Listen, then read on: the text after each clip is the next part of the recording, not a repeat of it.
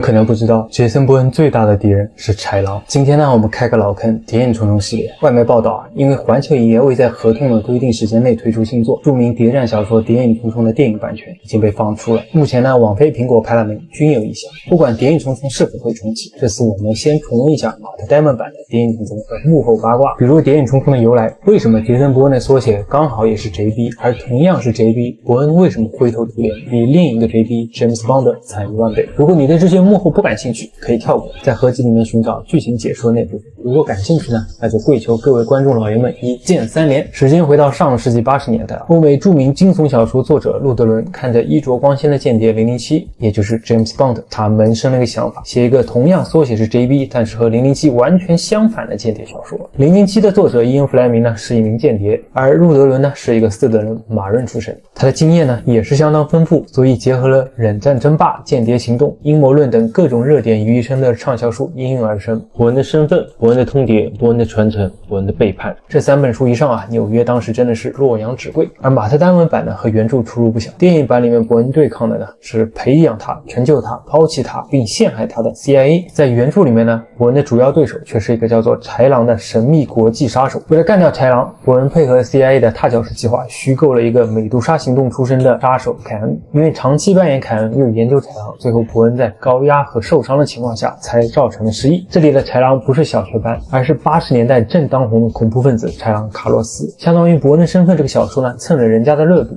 但是我们想一下如果伯恩和豺狼这2个影视版权能搞在一起的话，确实很有看头。而为什么要取名伯恩呢？因为之前呢，美国有一个叫安塞尔·伯恩的牧师，他是第一位被记录在案的分离性神游症患者，伴随有多重人格和健忘症，很契合杰森·伯恩。回到电影1996年呢，有个导演道格里曼，他一战成名，野心勃勃的他呢，便把目标对准了他从小就喜欢的谍战小说伯恩的身份。当时呢，伯恩的影视版权还在华纳手里，华纳并没有答应道格里曼，版权到期以后又回到了作者的手里。再加上之前华纳有一个破该的改编，没有达到路德伦想要的那种狙杀007的地位，于是面对野心勃勃的道格里曼，两个人谈判了很久，最终呢，道格里曼和环球拿到了版权。环球虽然早就知道道格里曼人称好莱坞王家卫但还是想试一试。接着呢就开始找男主，道格里曼找了不少人选，但环球都不满意。环球想要的呢是布拉德·皮特，但当时剧本还没成型皮特也没有答应下来。道格里曼对第1版的剧本呢也不满意，他找了高手托尼·迪尔洛伊一起研究。托尼决定取其精华去其糟粕，保留了失忆这个最重要的元素，最后呢才有了这个失忆杀手背叛组织并逃离体制从头做人的故事。20年后的今天来看无疑是一个很老套的故事，但是在当时这个概念还是新奇的，观众一般也就是在小众科幻片比如说全面回忆里面看到类似的设定。而香港和大陆的影迷呢可能看过成龙的我是谁，对失忆特工这种玩法呢不算陌生，但其实大部分欧美影迷他们真的没有你想象的那么见多识广。另外呢，我觉得还有一点就是谍影重重很接地气，没有007那种花里胡哨的玩意儿，没有惊天动地的大爆炸，没有超级跑车，没有末日危机，没有科幻色彩，只有冰冷的街头谍战。除了一身杀人技，伯恩看起来和你我并没有什么区别，也是一个悲惨的社畜。最终呢，剧本通过了，但布拉德·皮特呢却选择了另一部电影《间谍游戏》。By the way， 那部电影带有强烈的辱华气息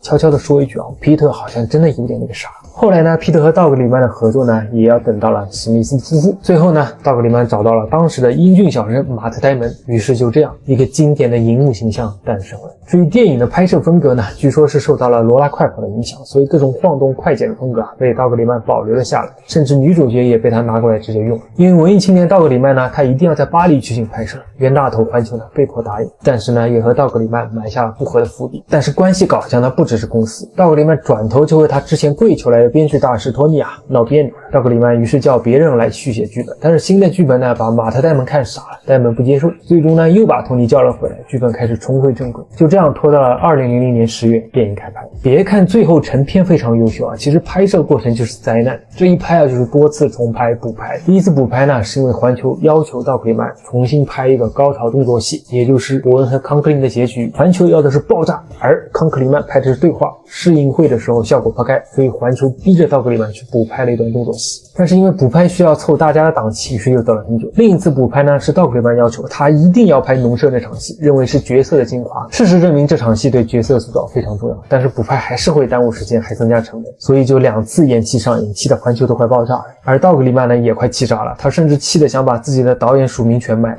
另外，当时各大媒体呢也不看好谍影重重，甚至认为同期的间谍游戏呢会更有影响力。结果大家都看走眼了，所以续集该上了。但因为整个剧组都没有人再愿意和道格里曼再次合作，甚至马特·戴蒙都只是说，如果你能说服其他人的话，我也可以。于是道格里曼只是成了挂名的联合制片，谍影重重的剩下和他再无瓜葛，导演换成了更听话的保罗·绿草。但谍影重重的矛盾不止这些啊，2和3的导演不是换成了保罗·绿草吗？可是编剧没换，还是托尼。其实第2部的时候，他的剧本呢就有大量对话被绿草删减了，删得好。事实上啊，谍影重重的风格已经很文艺片了，因为伯恩的角色不是话痨，那么加入的大量对话肯定就是配角，这会严重拖累电影节奏。但是托尼呢我行我素，所以第3部起初的剧本呢被马特·戴蒙吐槽为可怕至极。熟悉戴蒙的影迷都知道，戴蒙除了是一个优秀的演员，还是一个优秀的编剧，他都说了非常差的剧本，那肯定好不了。最终呢又有4个编剧一起改写剧本，才有了谍影重重3这部系列最强。可惜的是，谍影重重爆火的时候，原作者路德人去世了，他没能看到杰森·伯恩对007大杀特杀的场面。但欣慰的是，伯恩虽然没有干掉邦德，但谍影重重的电影直接影响了007后来的风格，甚至可以说犀利的快点已经成了动作片的标配。这一点在《美队2》中是登峰造极。这样一棵摇钱树呢，环球自然是不肯放弃了，于是准备筹备第4部。环球多次要求保罗·绿草和戴蒙回归，但是因为托尼在呢，所以戴蒙和绿草都拒绝回归。于是第4部由编剧托尼自己担任编剧和导演，找了鹰眼做男主角，拍了一部伯恩的外传。老实说，我个人还是挺喜欢这部外传的。我带着我老婆一起去看的时候，我记得邻座的男士呢也在给他的对象科普，